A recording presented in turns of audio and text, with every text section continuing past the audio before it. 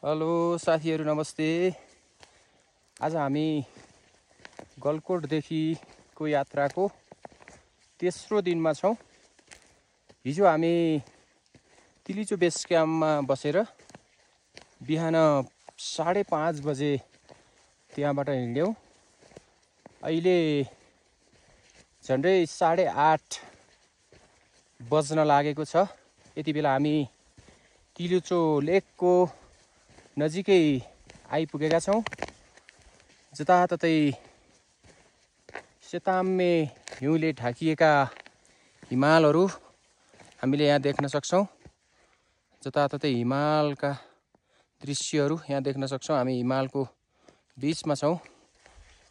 हामी गलकोटदेखि 6 जना साथीहरू 17 गते हिँडेका थियौँ र आज हामी तिलिचो विश्वकै उच्च भागमा रहेको मनमोहक ताल तिलिचो तालको दृश्यावलोकन गर्नेछौँ। निकै रमाइलो छ। साथीहरू अगाडि जानुभएको छ, कोही साथीहरू पछाडि आउँदै हुनुहुन्छ।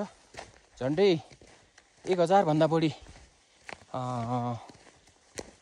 पर्यटकहरू आजको दिनमा यो तिलिचो आउँदै हुनुहुन्छ। बाटोमा हामी धेरै साथीहरूलाई पछि पार्दै हामी अगाडि आइरहेका छौँ। अब हामी तिलिचोको नजिकै आइपुगेका छौँ है साथीहरू।